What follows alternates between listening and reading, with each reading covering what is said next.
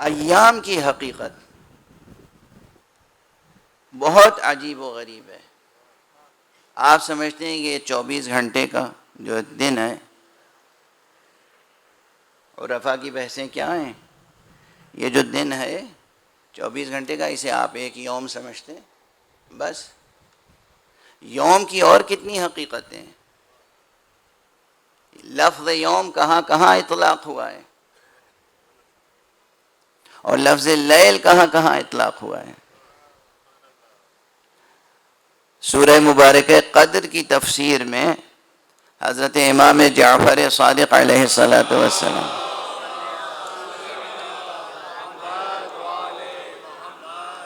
کا ارشاد گرامی مشہور ہے. آپ نے فرمایا ہے کہ یہ لیلۃ القدر کو سمجھتے ہو کہ اس کی حقیقت کیا ہے؟ آپ کے اصحاب میں سے تھے، مگر انہوں نے کہا نہیں مولا ہم نہیں سمجھتے، اللہ کا رسول سمجھتا ہے، اللہ کے رسول کے اوصیاء سمجھتے ہیں. کہا لیلۃ القدر سے مراد دراصل ذات گرامی جناب فاطمہ زہرا صدیقہ کبریٰ ہے.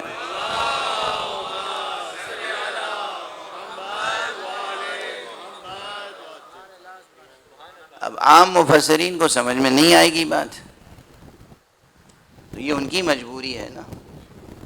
لیکن معصومین کے محاورے کو سمجھنے کی کوشش کرنی چاہیے، خدا کے محاورے کو سمجھنے کی کوشش کرنی چاہیے. تو لیل سے مراد اگر فاطمہ زہرا سلام اللہ علیہا ہیں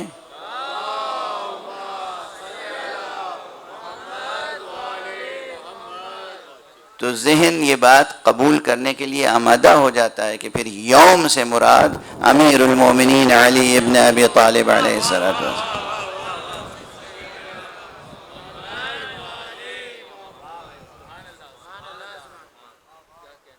اور جب یوم کو ایام جمع کیا جائے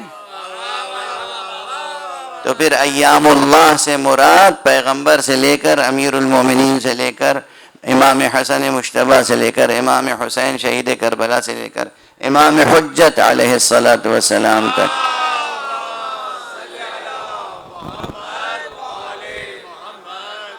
یہ ہے ایام اللہ، اور ان کی شخصیتوں کے بارے میں ان کی آمد کے تعلق سے یاد دہانی کرانے کے لیے حکم دیا جا رہا ہے جناب موسیٰ کو. وَذَكِّرْهُمْ بِأَيَّامِ اللَّهِ، آپ اپنی امت کو یاد دہانی کرائیں ایام الہیہ کی. ہر صبر کرنے والے اور ہر شکر گزار بندے کے لیے اور نشانیاں ہیں. اب آپ اندازہ فرمائیں کہ جب ہمارے مبانی بھی ایک مبنا کہتے ہیں تھیوریٹیکل فاؤنڈیشن کو. مبانی جب ہم کہتے ہیں، مبانی مبنا کی جمع ہے.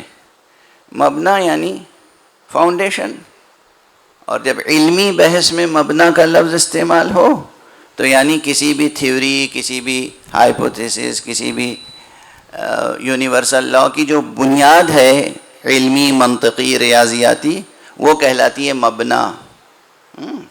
عربی میں جیسے فقہ میں اور اصول میں، ہمارے شریعت کے مباحث میں، کہ ایک شخص یہ فتویٰ دیتا ہے کہ وہ فتویٰ دیتا ہے، کہتے ہیں فرق کیوں ہوا؟ کہ مبنا کا فرق ہے. فاؤنڈیشن میں جو بات تسلیم کی گئی اس میں فرق ہے.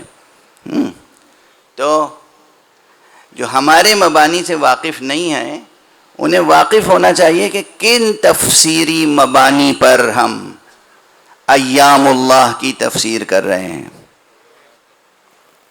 کہ ایام اللہ سے مراد ائمہ اطہار علیہ السلام ہے. جب ایک حدیث نبوی بھی ہے، یہ فقرہ عربی میں ضرب المثل ہے تقریباً ادبی سطح پر، اور یہ بعض روایتوں سے یہ بات ثابت ہوتی ہے کہ یہ فقرہ زبان مبارک پیغمبر صلی اللہ علیہ وآلہ وسلم پر بھی آیا ہے. کیا ہے؟ فرمایا یبن آدم،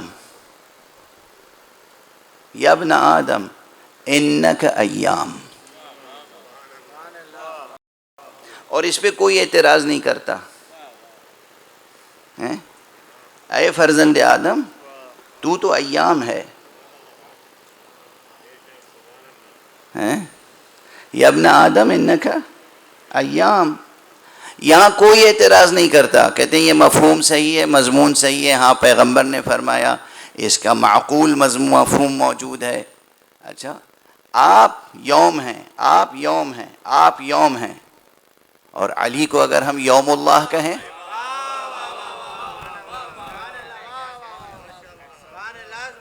علی تو ہیں ہی یوم اللہ.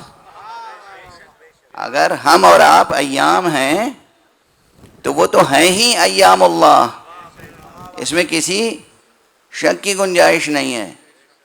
علی فرزند تراب نہیں، پدر تراب ہیں.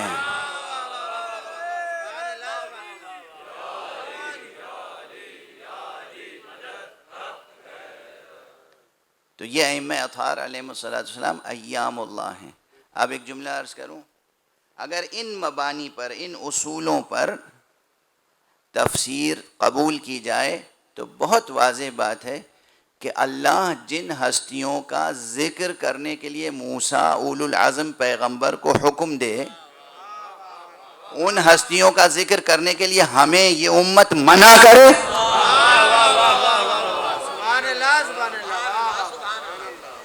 اللہ حکم دے رہا ہے کہ ان ہستیوں کا ذکر کرو اور اپنی امت کو بتاؤ کہ کون کون ہستیاں آنے والی ہیں.